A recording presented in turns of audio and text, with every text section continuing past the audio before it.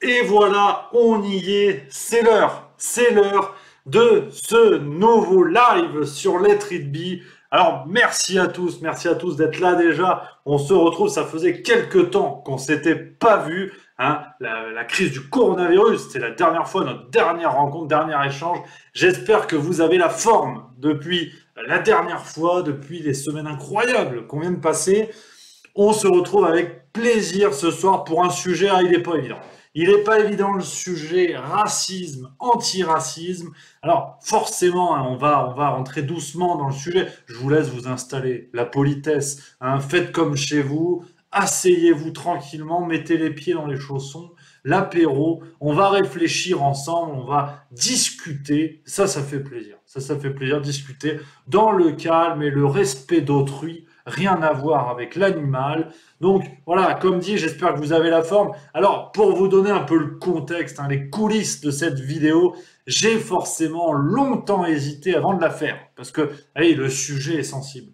Là, ça gratte, ça pique, mais forcément, hein, on a connu des événements dramatiques, la mort de George Floyd, évidemment, des sujets extrêmement sensibles, extrêmement versés dans l'émotion, donc il fallait peut-être laisser passer un petit peu ce temps-là pour revenir essayer de réfléchir, loin de l'hystérie, loin des cris, du fracas, même si bien sûr les souvenirs sont là, voilà, ça vous le savez, mais voilà, pour vous dire, j'ai longtemps hésité à faire cette vidéo, mais on va la faire, hein, quand il n'y a pas de risque, il n'y a pas de bonheur, donc on va la faire. Prenez place, hein, j'en vois qui arrivent, on est déjà à 18, merci à tous d'être là. Je vois des fidèles, Christophe, un fidèle de la chaîne, j'espère que tu vas bien, j'espère que vous allez tous bien. Puis tout doucement, on va aller dans le vif du sujet avec une vidéo en 3 volets. Donc ne vous inquiétez pas, hein, la vidéo sera ensuite découpée en 3 volets donc, et republiée sur la chaîne de Let It Be. Comme ça, vous pourrez picorer les morceaux à la demande. Netflix peut trembler. Donc voilà, 3 volets. Donc le premier volet, ce sera l'antiracisme aux origines d'une escroquerie. Le deuxième volet sera Camélia Jordana, Omar Sy, Virginie Despentes, l'antiracisme confortable. Et enfin, le troisième volet sera plutôt tourné vers l'économie et le business, comme disent les Américains, avec Uber Eats, Uber Eats, Ben Jerry's, excusez-moi, et Apple, quand les entreprises profitent du racisme. Donc ce sera la dernière partie de cette vidéo. On en a pour 45 minutes, 1 heure ou plus, si affinité. Comme d'hab, hein, je regarde vos commentaires avec attention. Hein, on va charger la page des commentaires. Vous allez voir, normalement, ça devrait s'afficher, hein, si la technique ne nous joue pas des tours. Et voilà, bam, ça marche, ça marche. Regardez, je vais même un petit peu réduire la taille des commentaires, comme ça on va voir tout le monde. Hein, vous êtes déjà nombreux à mettre un salut à tous, salut Kinky, salut Adrien, salut Bérangère, salut Papa Seb, salut Coco Lastico. Alors toi je t'aime bien. Coco Lastico, c'est quelqu'un de bien qui est derrière ce petit pseudonyme. Donc salut à tous, hein, je ne vais pas vous faire plus attendre, ça y est, on y est, il est l'heure. Hein, on va cesser les présentations et on va papoter. On va commencer à discuter. Salut Alexis, qui vient d'arriver. Et donc, un peu la présentation du sujet, hein, pour mettre en contexte, hein, tous ceux qui nous rejoignent, vous, chers téléspectateurs. Alors, comme je l'ai dit, un contexte très chargé, le contexte du monde, de notre monde, hein, dans lequel nous vivons, avec la mort de George Floyd, hein, un drame terrible, qui a remis en lumière, malheureusement, une fois de plus et une fois de trop, comme à chaque fois, la réalité du racisme dans nos sociétés. Alors là, dans la société américaine, mais nous allons le voir, hein, ce raz-de-marée causé par la mort de George Floyd qui a atteint les côtes françaises, où là aussi le débat a été mis sur la place publique avec un glissement, comme nous allons le voir, hein, avec un mélange surtout sur le plan des mots, sur le plan des termes. Hein, on a vu fleurir, suite à cet événement et aux répercussions internationales, on a vu fleurir les mots comme racisme anti-blanc, privilège blanc, racisme structurel, tout ça sur fond de violences policières. Donc tous ces thèmes ont été mis sur la table, forcément dans l'émotion qui est passée reine devant peut-être les réflexions, mais en tout cas tout ça s'est mélangé. Excusez-moi, voilà, hop, j'agrandis le chat, comme ça on voit tout le monde. Donc ce contexte, c'est celui-là, vous le connaissez. Forcément, c'est une évidence, mais qui aujourd'hui semble disparaître, comme nous allons le voir. Le racisme est un fléau qu'il faut absolument combattre, qu'il faut combattre ensemble, bien évidemment, l'un avec l'autre, et non pas l'un contre l'autre. Le racisme, pour poser un terme de façon peut-être classique, de façon simple, parce que bien évidemment, des gens ont travaillé toute leur vie sur la question du racisme, on peut dire que le racisme est la réduction d'une personne à sa simple couleur de peau ou à son ethnie. Bien évidemment, c'est absolument inacceptable dans les sociétés que nous vivons. Le racisme doit être condamné lourdement, le moindre acte raciste. Et dans cette vidéo, nous allons réfléchir tous ensemble. On va papoter sur l'antiracisme, qui est évidemment le pendant du racisme, comme la matière a son pendant dans l'antimatière. Et nous allons voir, grâce à l'actualité, grâce aux faits que nous offre l'actualité, que l'antiracisme, aujourd'hui, l'antiracisme de 2020 et de ces dernières années, se sert des outils du racisme pour exister. Allez, calme-toi, j'en vois qui s'énerve. Si, tu vas voir, on va réfléchir. C'est une idée que je vais essayer de développer avec toi. On va papoter, on va papoter. Bien évidemment, vous connaissez la maison. Tout ce dont je vais vous parler ce soir est sourcé et vous retrouverez les liens des articles dont je vous parle dans la description de la vidéo. Je mettrai ça à la fin. Comme ça, vous pourrez aller vérifier ce que ce con, il dit pas des conneries. Ça, c'est important. La confiance, le contrat de confiance, comme dirait Darty, bien évidemment. Donc, on continue. Voilà, on va essayer de réfléchir à tout ça. Aussi, autre avertissement. Voilà. Je préfère poser des bases sereines avant de discuter. Bien évidemment, c'est un sujet très sensible, donc on sera peut-être pas d'accord, mais je compte sur vous, je compte sur tout le monde pour débattre en bonne intelligence, discuter en bonne intelligence. Si tu regardes cette vidéo et que tu es venu pour mettre un commentaire du type de toute façon t'es blanc donc t'es privilégié ou connard tu dis que le racisme n'existe pas, mets-le ce commentaire, c'est la liberté d'expression, n'hésite pas, mais on essaie quand même d'aller peut-être un petit peu plus loin et de réfléchir un petit peu plus. Donc on s'épargne les insultes, on n'est pas à l'Assemblée nationale ici, on sait se tenir. Donc s'il vous plaît, un peu de respect, et sans plus attendre, on va attaquer, on va y aller tout de suite sur le premier volet de cette vidéo qui est un peu la base de ce que j'aimerais développer ensuite avec vous. Antiracisme aux origines d'une dangereuse escroquerie.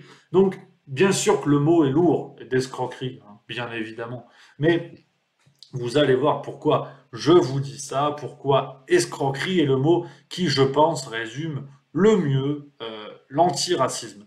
Donc, j'essaie, excusez-moi encore, de réduire la taille du chat, je ne peux pas plus. Je ne peux pas plus. Alors, comme je l'ai dit en début de cette vidéo, le racisme, c'est la réduction d'une personne à sa couleur de peau, à son ethnie. Ça, c'est une base. Et donc, on imagine par voie de conséquence que l'antiracisme serait le combat contre ça. C'est-à-dire de considérer que nous sommes tous citoyens d'un pays, citoyens même du peuple du monde, si nous voulons, mais qu'aucune personne sur cette planète ne doit être réduite à sa couleur de peau et à toutes les pensées qui accompagnent cela. Donc, déjà, là, il y a un premier problème. Racisme, antiracisme, il y a un premier problème sur la forme, on va dire, un problème qui est assez simple. C'est que la question du racisme n'est pas une question d'opinion.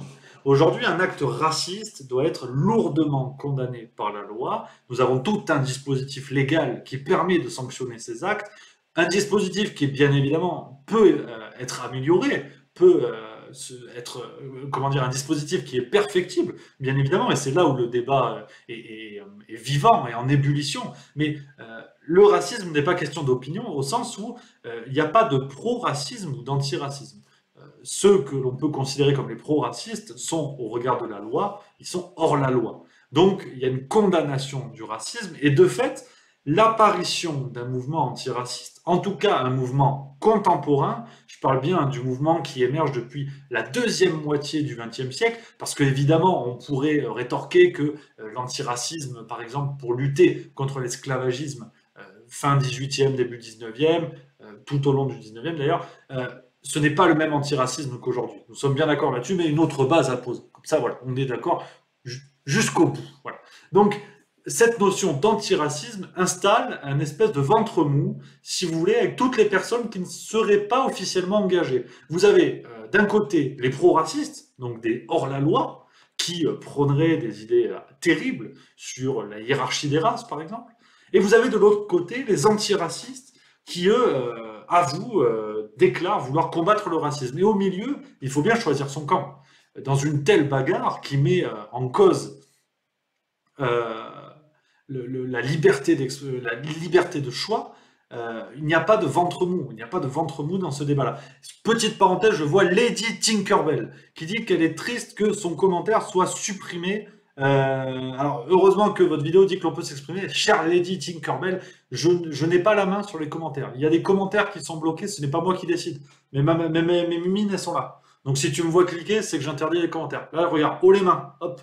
Donc c'est pas moi, c'est le système YouTube. Moi, je suis pour rien. Donc Lady Tinkerbell, promis, dès que je fais une pause, j'essaie de débloquer tes commentaires. Mais là, les mimines, elles sont là. Donc excuse-moi, Lady Tinkerbell. Donc reprenons. Vous l'avez compris, le racisme n'est pas une guerre des clans où il y aurait d'un côté les pros, d'un côté les antis. Donc déjà, il y a sur la forme un premier problème qui arrive. Ensuite, j'ai mes notes sur l'écran, comme ça je vous dis pas de bêtises, vous inquiétez pas. Il y a un autre problème qui tient plus à l'origine du mouvement antiraciste, qui, là encore, est un problème de forme, qui voudrait que, pour exister, l'antiracisme a besoin du racisme. C'est assez mécanique. On pense forcément à ce qu'avait dit le sociologue français Jean Baudrillard dans le tome 2 de ses Cool Memories, sorti dans les années 90, où Jean Baudrillard faisait la comparaison entre SOS Baleine et SOS Racisme. Alors dit comme ça que ça n'a rien à voir, j'en vois qui s'énerve, calmez-vous.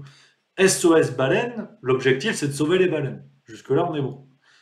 SOS Racisme, dans ce cas-là, est-ce que l'objectif, par comparaison, serait de sauver le racisme?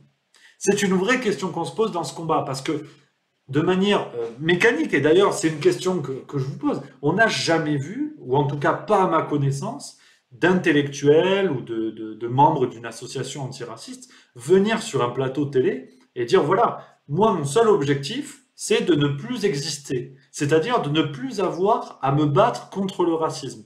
Parce que, bien évidemment, le jour où le racisme disparaît dans un monde parfait, l'antiracisme disparaît également. C'est Harry Potter et Voldemort, si tu veux. L'un ne peut vivre tant que l'autre survit. Allez, j'ai lu, j'ai tout lu. Donc, c'est la même mécanique. L'antiracisme a besoin du racisme pour exister. Et vous allez voir que ce raisonnement-là de forme justifie en partie ce que je vais vous dire plus tard. Donc, toujours, on continue sur un peu les fondements de l'antiracisme contemporain, donc milieu du XXe siècle.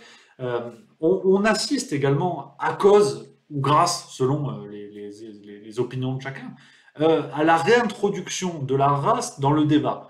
Pour bien comprendre l'impact que tout ça a sur notre société, il faut remonter dans les années 70-80, où le Front National, tenu par Jean-Marie Le Pen, bon pied bon oeil à l'époque, est le seul parti politique, ou presque, à réintroduire la notion de race, ou en tout cas d'appartenance, dans le débat national. Et c'est d'ailleurs pour cela qu'à juste titre, bon nombre des opposants politiques du Front National souhaitent le combattre et mettre un terme à cette existence politique.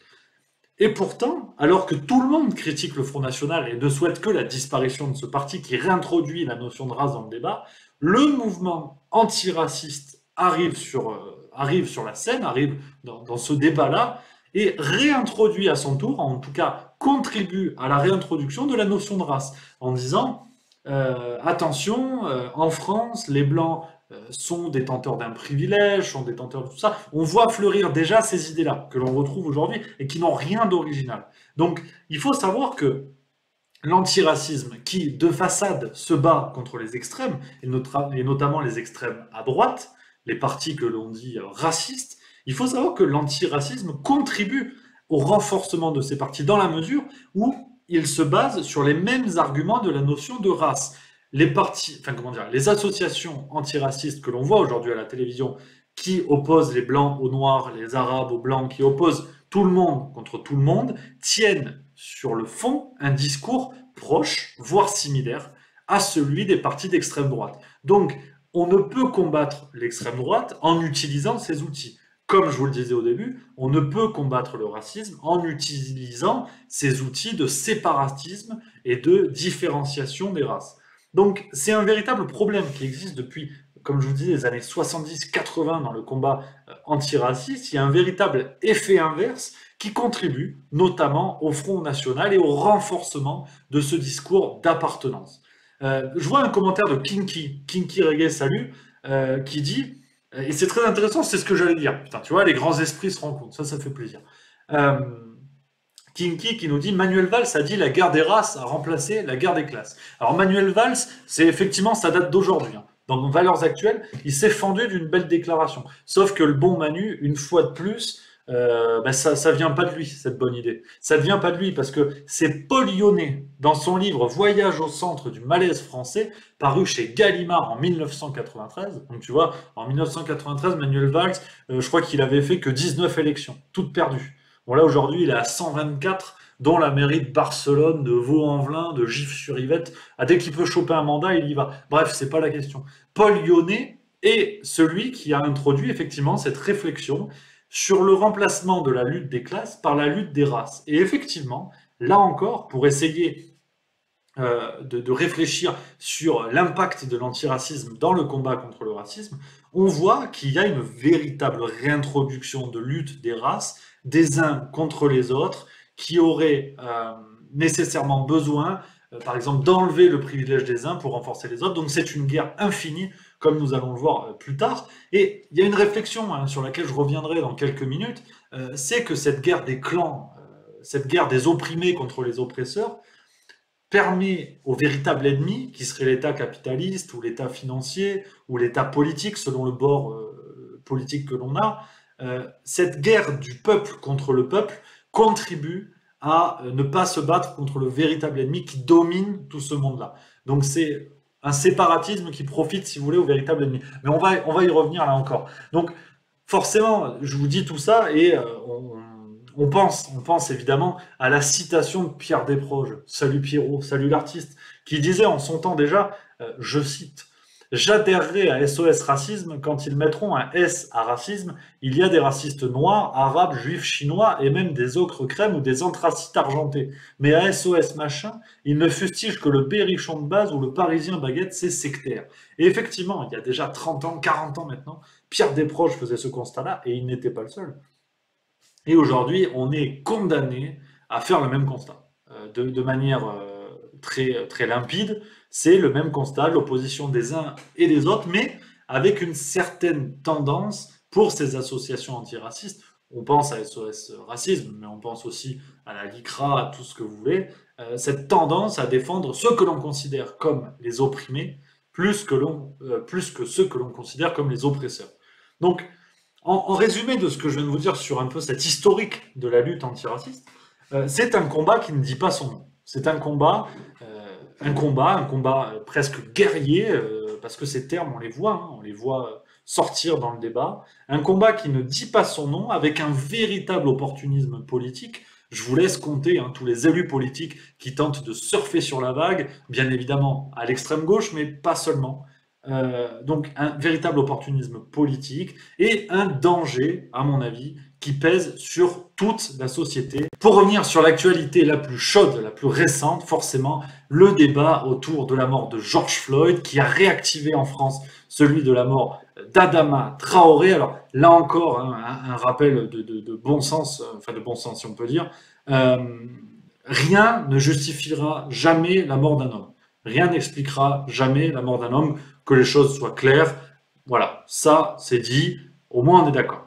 Ensuite, il faut aussi rappeler que nous avons la chance ou pas, et comme je l'ai dit tout à l'heure, ce sont des lois qui sont largement perfectibles, mais nous vivons dans des États qui disposent d'un arsenal législatif pour condamner tout ça, pour condamner ces actes racistes, un arsenal qui peut être développé, qui peut être amélioré, mais il faut savoir que tout acte raciste doit être condamné, peut-être plus lourdement encore, pour justement combattre réellement le racisme, pas l'entretenir, comme peut faire l'antiracisme.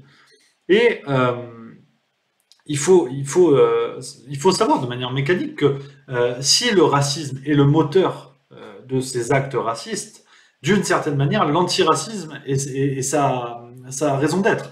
C'est un constat qu'on peut faire. Et aujourd'hui, on voit aussi ce qu'entraîne, d'une certaine manière, le combat antiraciste. On voit, et ce qui est assez terrible, je pense à la déclaration de Christophe Castaner, qui disait, alors Christophe, le bon vieux Christophe, hein, qu'on aime tous, qui disait que l'émotion dépasse le cadre juridique, en réaction au rassemblement mené par la sœur d'Adama Traoré, au rassemblement à Paris notamment, forcément en plein moment de déconfinement, donc un rassemblement qui n'est pas terrible sur le plan viral. Euh, mais il faut se rendre compte de la portée de cette déclaration d'un ministre qui dit que l'émotion dépasse le cadre juridique. Admettons, si on raisonne un peu à l'extrême, demain, au nom de l'antiracisme, on égorge un blanc ou un chinois ou un japonais ou un australien, je ne sais pas de quel pays vous voulez. Euh, Peut-on justifier cela au nom de l'émotion? Si l'émotion dépasse le cadre légal, jusqu'où ce dépassement peut-il avoir lieu? C'est une question qui mérite d'être posée parce elle est terrible, elle est cruelle, mais voilà à peu près où on en est aujourd'hui. Il faut vraiment avoir conscience de cela. Et pour terminer ce premier volet hein, sur l'escroquerie, à mon sens, qu'est l'antiracisme, il faut bien évidemment considérer une chose, c'est que le racisme, c'est, comment dire, parce que là, je vois vos commentaires, il y a des décalages, apparemment, excusez-moi, des problèmes techniques, là, on s'est fait avoir par la technique. Apparemment, il y a du décalage. Bon, alors on va voir, il y a une mise en mémoire tampon, il me dit le logiciel. On va voir ce qu'on peut faire. Écoutez, dites-moi en commentaire si ça marche pour vous ou pas. Sinon, on va voir ce qu'on fait. On va bricoler, on va y arriver. Donc pour conclure ce premier volet, il ne faut pas oublier que le racisme n'est pas le combat du peuple contre le peuple. L'antiracisme, pardon. Enfin, comment dire, l'antiracisme instaure un combat, voilà, c'est ce que je suis en train de me perdre avec ces histoires de mécanique. L'antiracisme instaure un combat du peuple contre le peuple. Une division, une scission parmi le peuple, et forcément, pendant ce temps, le véritable ennemi, qui peut être l'État, comme je le disais tout à l'heure, l'État capitaliste, l'État financier, ce que vous voulez, selon le bord politique de chacun, cet ennemi-là continue de vivre et se justifie grâce à l'antiracisme. Parce qu'aujourd'hui, avec cet antiracisme qui souhaite séparer les blancs des noirs dans le combat, par exemple, entre autres, pendant ce temps, l'État peut continuer de vivre en se posant comme le législateur de tout cela, en disant mais nous on va défendre les gens les uns contre les autres. Donc il y aura toujours un parti pris lancé par la lutte antiraciste qui divise le peuple. Donc c'est un constat assez terrible auquel on arrive, de dire que tout cela dessert finalement la cause initiale du combat contre le racisme. Donc, sans transition, je vois vos commentaires, hein, et c'est un débat passionné, merci à tous de réagir, hein. J'espère hein, que tout s'améliore sur la qualité de la diffusion, parce que là, c'est pas foufou, hein, comme on dirait, mais j'espère que ça va aller mieux.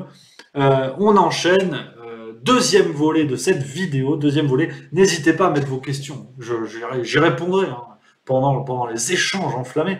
Deuxième volet, et là, vous l'avez tous entendu, Camélia Jordana, Omar Sy, Virginie Despentes, l'antiracisme confortable. Alors, pour ceux qui ne suivent pas l'actualité parce qu'ils ont ras le cul, hein, ils en ont ras le cul, ils doivent être nombreux, je vous refais un petit topo hein, sur ce qui s'est passé. Donc, on a eu Camélia Jordana, hein, chanteuse découverte à la Nouvelle Star, qui a dit chez Laurent Ruquier que aujourd'hui en France, des Noirs et des Arabes se faisaient massacrer.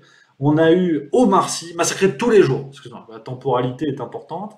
On a eu Omar Sy qui nous a dit qui a dénoncé hein, les violences policières dans une tribune. Il a parlé, je cite, d'un mal qui ronge hein, le pays qu'il a quitté, parce que Omar Sy habite aujourd'hui aux États-Unis, hein, où apparemment l'herbe est plus verte ailleurs, comme on dit. On a Virginie Despentes également, alors elle championne du monde, qui nous a fait une lettre lue sur France Inter, où elle mélange à peu près tout ce qu'elle peut. Hein. C'est la barmaid de la réflexion, Virginie Despentes. Elle prend tous les thèmes chauds, elle les met ensemble, hop, Cuba Libre, glaçon à dégager. Donc elle nous a tout mis, hein. Elle nous a mis, alors je cite, hein, je tire ça d'un article de Marianne qui a fait le relevé, la surreprésentation des immigrés dans le milieu carcéral, le contrôle et violences policières exclusivement adressées aux femmes noires racisées durant le confinement, le désintérêt de la situation du 93 pendant la crise sanitaire, ou encore péché parmi les péchés, absence d'hommes noirs ministres à la tête de la France. On a à peu près tout ce qu'il faut. On a aussi Mathieu Kassovitz, alors lui, bah, pareil, hein, il n'en manque pas une, qui a demandé le désarmement de la police. Ouais, il a dit parce que les armes c'est mal. Donc voilà, ça déjà c'est un constat qu'il a fait. Les armes c'est mal et faut désarmer la police. Voilà, faut désarmer la police. Faudrait que Mathieu Kassovitz discute peut-être avec quelqu'un qui était là le soir des attentats du Bataclan. Faudrait qu'il discute avec les mecs de Dijon qu'on a vu il y a pas longtemps. Ouais, les flics désarmés. Bon, pourquoi pas, hein, c'est une idée.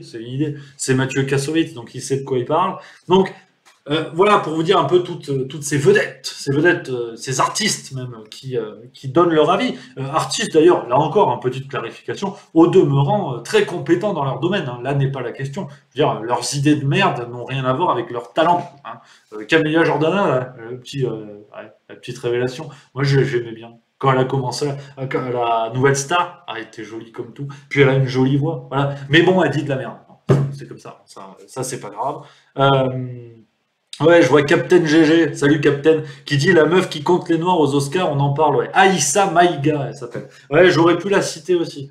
Ouais, pour combattre le racisme, elle est arrivée dans une salle, elle a fait pique-nique douille, c'est toi l'andouille, il y a 12 noirs, elle a compté les noirs. Ouais.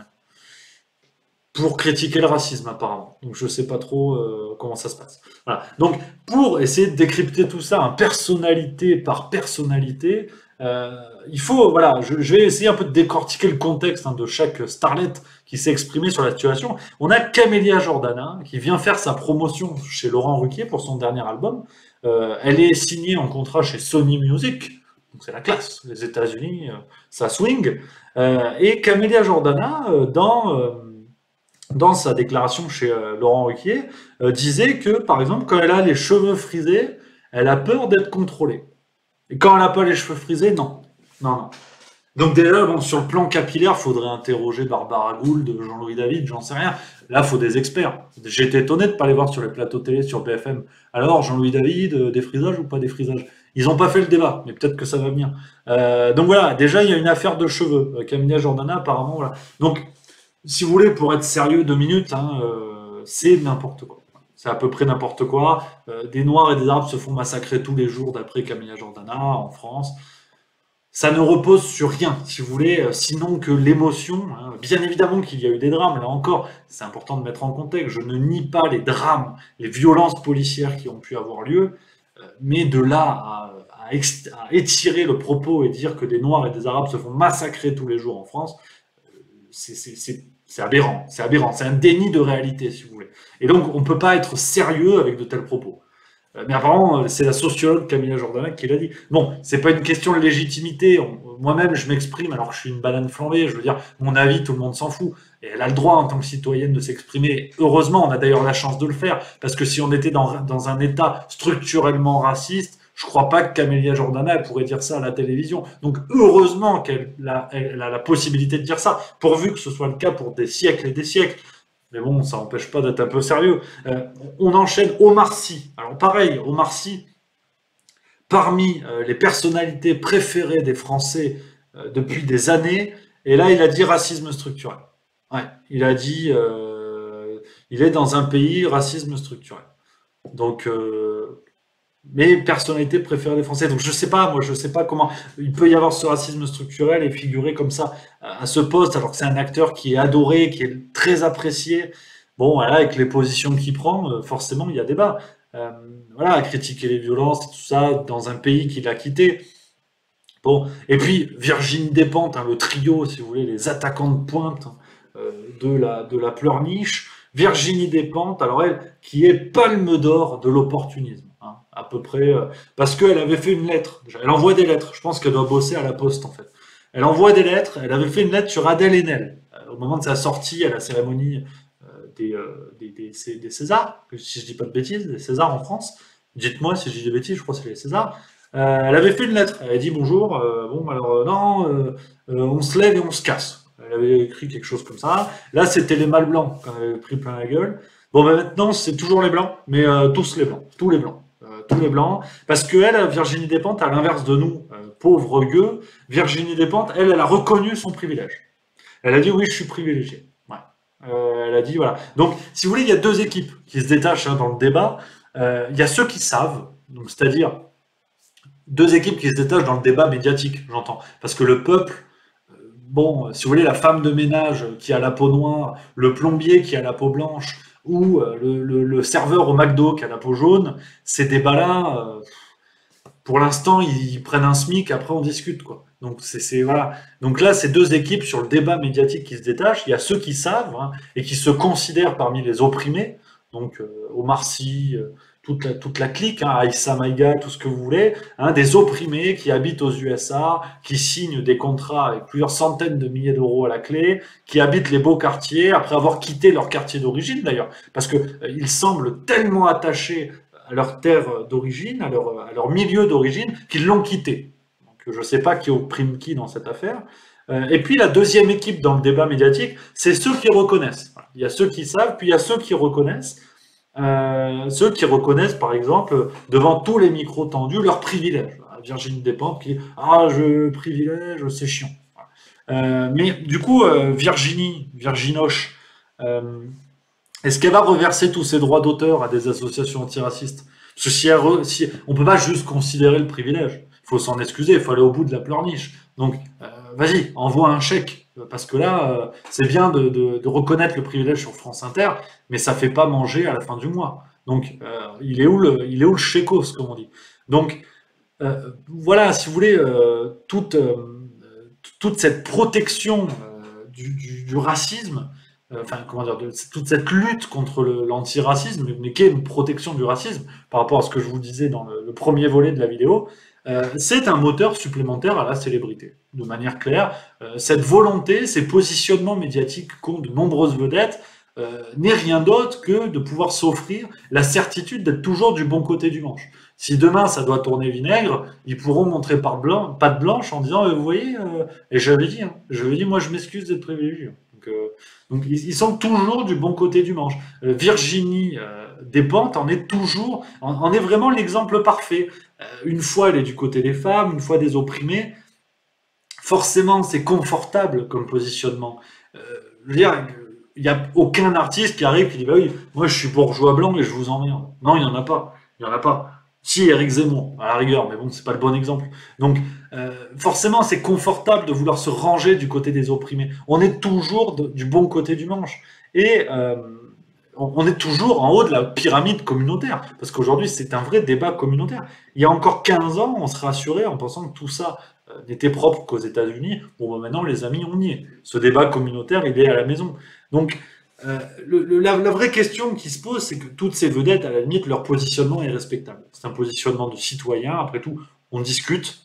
Tant qu'il n'y a pas de vertu moralisatrice, hein, comme ça peut être le cas quand on lit les lettres de Virginie Despentes, ça peut être l'objet d'un débat, d'une discussion. Après tout, pourquoi pas.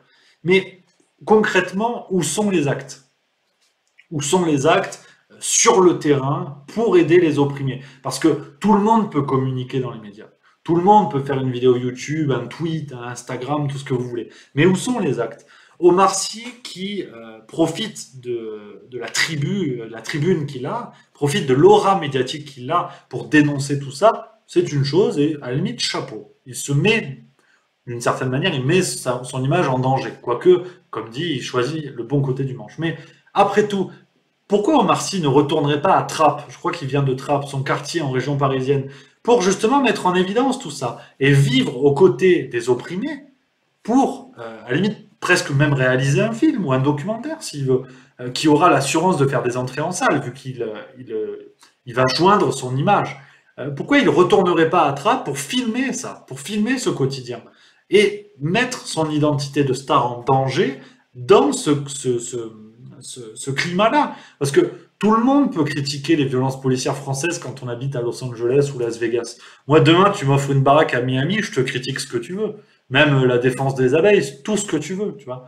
Donc, concrètement, comme le dit l'excellent Nicolas Nassim Taleb, ou Nassim Nicolas Taleb, je ne sais plus comment il met ses prénoms dans l'ordre, dans son livre Jouer sa peau, que je vous recommande chaudement, excellent essai, euh, où est la mise en danger de ces starlets qui communiquent à tout va, mais concrètement, où sont les actes? À quel moment jouent-ils leur peau en dehors des micros et des salons bourgeois? Voilà, c'est une question que je pose. Et cette question, alors, forcément, tous les jours, je vous dis, le débat est bouillant, il est omniprésent. Et encore aujourd'hui, je suis tombé sur la tribune de Raoul Peck, le réalisateur. Et c'est une question que je me posais depuis ce matin pour préparer la vidéo avec vous ce soir. Euh, Comment va finir tout ça? Comment ce combat contre le racisme, ce combat antiraciste, comment peut-il finir? Quelle est la finalité? Si on veut lutter contre le privilège blanc, faut-il qu'il n'y ait plus de blancs et donc de privilèges pour que la société s'en porte mieux? Et ou à l'inverse, une fois que ce privilège aura été détruit, va-t-on lutter contre un privilège noir ou asiatique ou on ne sait quoi? C'est un combat sans fin. Ou est-ce que cela va finir dans un bain de sang, parce que l'émotion dépasse le cadre légal? Et justement, dans cette lettre de Raoul Peck, donc excellent réalisateur, là encore, les positions n'ont rien à voir avec la portée artistique de l'œuvre de Raoul Peck, mais on a vraiment des passages que j'ai trouvé terribles, hein. Je vous lis notamment ce qu'on peut lire. Euh, alors c'est un peu long, accrochez-vous. En allant plus loin et en essayant d'être un brin plus honnête, on voit bien que le racisme, ce n'est pas vraiment qu'on déteste les Noirs, qu'on déteste les Arabes, qu'on n'aime pas les Chinois, qu'on a peur des racailles de banlieue. Tout cela, on le sait bien sûr et on le vit. Mais on voit tout aussi bien que pris un à un, ils sont bien comme vous, ces braves beurre black. Surtout lorsqu'ils gagnent des médailles bleu, blanc, rouge, nous font rire sur la scène, à la télévision, au cinéma, et pleurer quand ils, elles, chantent si bien le spiritual, le blues, la soul ou même le rap. Tout ça, vous le savez, la question est maintenant de savoir ce que vous allez en faire. Réfléchissez bien avant de répondre, car ceux qui arrivent ne sont pas plus aussi patients, ni aussi pacifiques. Donc, Raoul Peck, en demi-teinte, euh, nous dit que ce qui peut se passer n'est pas pacifique. Donc l'inverse de pacifique, je suis pas une bête en vocabulaire, mais c'est la guerre. L'inverse de la paix, c'est la guerre. Je veux dire, il y a pas 14 chemins possibles. Donc, sans trembler du museau, Omar Sy, n'importe quoi, Raoul Peck nous dit ça, hein, réfléchissez bien avant de répondre, car ceux qui arrivent ne sont plus aussi patients ni aussi pacifiques. Là encore, il faut comprendre la portée de cette phrase, et on a d'autres extraits hein, dans cette vidéo. On a un autre passage. Oui, la France m'a beaucoup donné à titre individuel, mais elle a tout repris à mon collectif. De quel collectif parle Raoul Peck? On ne sait pas. Autre passage, I can't breathe, comme a dit George Floyd.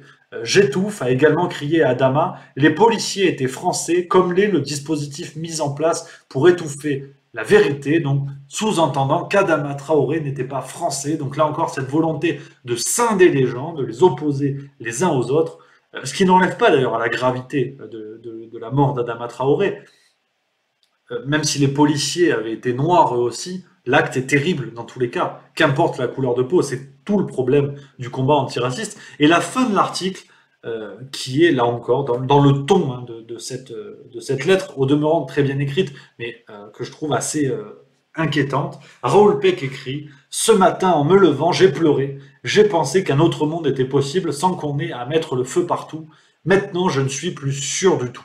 Donc voilà, si vous voulez, à quoi peut aboutir ce combat antiraciste, là où nous aurions pu tous nous battre ensemble en tant que citoyens, et non pas en tant que blancs, noirs ou autres, aux armes citoyens, comme dit Féfé, absolument, là où nous aurions pu nous battre ensemble contre ce drame qu'est le racisme, ce fléau qu'est le racisme, nous en sommes à devoir combattre d'abord communauté contre communauté, contribuant à renforcer le racisme, sans trop savoir où tout cela va nous mener. Donc, et c'est vraiment, je vous mettrai le lien de cette lettre de Raoul Peck qui est extrêmement intéressante parce qu'effectivement, il parle de l'héritage historique, de l'héritage économique qui contribue à cette situation. Bien sûr que tout ce lot de souffrance, tout ce lot est bien présent, mais que faire avec l'histoire? On ne la réécrira pas, on ne la changera pas, on est condamné à vivre avec le passé.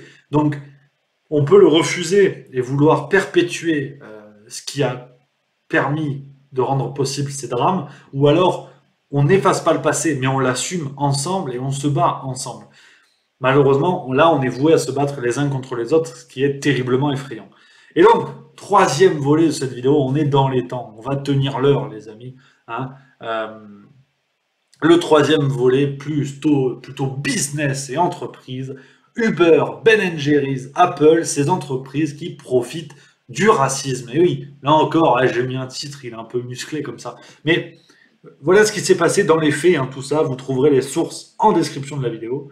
L'entreprise Ben Jerry's, les glaces, elles sont bonnes, hein, bah, tu vois, regarde, j'ai le corps pour manger de la glace. Ben Jerry's qui a partagé une image sur Twitter notamment, en disant, l'image, il y avait écrit en gros, nous devons démanteler le privilège blanc. Voilà, c'est comme ça. Kering, le groupe de luxe français aussi, qui dans un communiqué a parlé de poursuivre ses efforts pour la diversité des représentations. Je sais pas trop ce que ça veut dire, mais c'est voilà. Nike également a mis une petite photo qui va bien sur les réseaux sociaux pour dire non, c'est pas bien le racisme. Mais Nike a toujours ses usines ouvertes dans les pays où les main-d'œuvre sont les moins chers, en profitant bien évidemment de cela. Apple aussi, l'iPhone qu'on connaît tous, a bien pris le wagon du mouvement antiraciste dans une lettre publiée sur la page d'accueil du site de la marque. Le PDG Tim Cook a appelé à se battre pour des idéaux d'égalité et de justice, oubliant d'ailleurs que l'entreprise ne compte en 2018, chiffre officiel, que 3% d'employés noirs à des positions stratégiques. Donc, apparemment, le racisme c'est bien, l'antiracisme c'est bien, mais dehors. Voilà, donc on a également Netflix qui a déclaré, par exemple, là encore sur les réseaux sociaux, que se taire, c'est être complice. Les vies noires comptent, nous avons une plateforme et le devoir de parler à nos membres, employés, créateurs et talents noirs. Alors on ne sait pas trop ce qu'ils font avec les autres. Je pensais, moi, que ça s'appelait du racisme, justement, de réduire les gens à leur couleur de peau et de ne s'adresser qu'à une certaine communauté plutôt qu'à une autre. Là, apparemment, ça va. Et le record, la palme d'or, j'ai envie de dire, le prix Virginie Despentes de l'excès revient à Uber Eats, la livraison de nourriture, plateforme de livraison, qui aux États-Unis, par l'intermédiaire de son PDG, Dara Khosrowshahi, excusez-moi, j'écorche peut-être le nom, qui a annoncé qu'aux États-Unis et au Canada, les restaurants tenus par des Afro-Américains, par des Noirs, seraient exemptés de frais de livraison. Ouais. Je pensais que c'était le racisme, apparemment non. Ça s'appelle l'antiracisme. Je savais pas, je vois pas bien la nuance, mais apparemment c'est antiraciste. Donc, comme je vous dis, tout ça sort d'un article de Marianne que je vous mettrai en source. Et la réflexion, finalement, elle est très simple. Ce dernier volet de vidéo, il va aller vite. Les entreprises, elles aussi, cherchent à être du bon côté du manche. Tout ça, tout simplement, s'appelle de la communication, de manière assez simple. Comme le dit l'universitaire spécialisée en marketing Nathalie Veig-Sala, il suffit qu'une marque se positionne et occupe l'espace médiatique pour que ses concurrents lui emboîtent le pas. Cela n'empêche pas de réels changements, mais dans ce cas, les entreprises concernées n'attendent pas ce genre d'événement pour s'engager. Le reste relève plutôt de l'opportunisme. Donc, effectivement, on est dans une situation absolument opportuniste où les entreprises se positionnent en communiquant dans le sens du vent. C'est assez terrible parce que cette lutte contre le racisme, sur le plan des entreprises, devient un argument commercial pour se différencier, comme n'importe quelle publicité, se différencier de la concurrence. Et on va donc assister, normalement, à un alignement des planètes, un alignement des entreprises qui vont toutes communiquer dans le sens de l'antiracisme pour ne pas se faire attaquer, par exemple, sur les réseaux sociaux, ne pas se faire attaquer par des gens qui diraient « Ah ben oui, ils n'ont pas communiqué contre le racisme, donc ils sont racistes ». Des réflexions vraiment de bas étage. Donc c'est ce qui risque d'arriver. Bientôt, on va célébrer seulement les marques qui ont montré patte blanche, qui réactivent très clairement le combat raciste dans le monde maintenant du business et des entreprises. Et par extension, là encore, on peut réfléchir à quelque chose, une extension extrême, mais admettons, demain, aux États-Unis, le Ku Klux Klan prend le pouvoir. Situation politique terrible, où un parti politique extrême prend le pouvoir, avec des idées atroces. Comment communiqueraient ces entreprises? Dans le but de préserver leur pouvoir d'achat, comment communiqueraient ces entreprises qui cherchent à toujours être dans le sens du vent? Comment peut-on faire? Donc, c'est terrible d'en arriver à ces conclusions-là, mais voilà ce que l'on peut dire sur ces entreprises qui aujourd'hui profitent du racisme pour défendre à la fois des parts de marché, bien évidemment, mais aussi toute une image de communication auprès des clients. Et c'est terrible. Donc voilà ce que l'on peut dire sur ce troisième volet de vidéo. Et chers amis, on a bien papoté. J'arrive à la fin de tout ce que je voulais vous dire.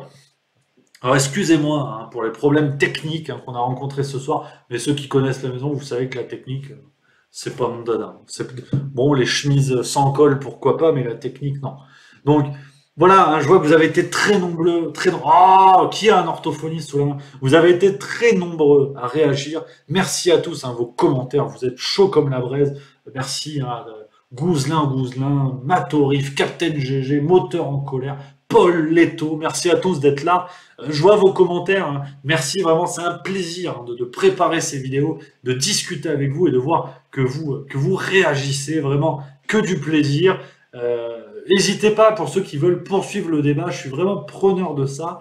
Il y a mon adresse mail dans la description de la vidéo. N'hésitez pas à m'écrire, on peut discuter, confronter les arguments. Ça, c'est le plaisir. Donc, voilà, je ne peux pas répondre à tous vos commentaires, vous êtes trop nombreux, c'est la folie. Je crois qu'on a peut-être battu un record sur la chaîne, on était à 55 personnes au maximum, c'est le feu, it's the fire begin, comme on dit. Pour le plaisir, voilà, Matorif qui nous cite Herbert Léonard, et ça c'est une note d'amour, j'ai envie de dire. Et nous, on finit sur l'amour. Donc, voilà, j'ai envie de rester avec vous encore des heures, mais là, on a raté question pour un champion. On va pas traîner. Donc, une fois de plus, merci à tous d'avoir été là. J'espère que ça vous a plu. J'espère que vous avez passé un bon moment. On a essayé de réfléchir à un sujet de société qui n'a pas fini hein, de nous faire réagir.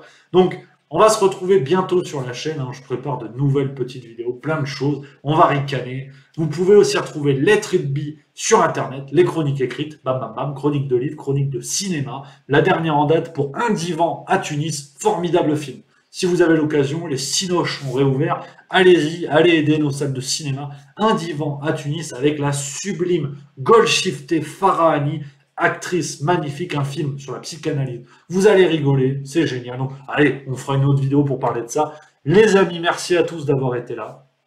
On se retrouve très vite. Je vous fais la bise. Vive la France. On va finir comme ça. La bise les amis. À bientôt.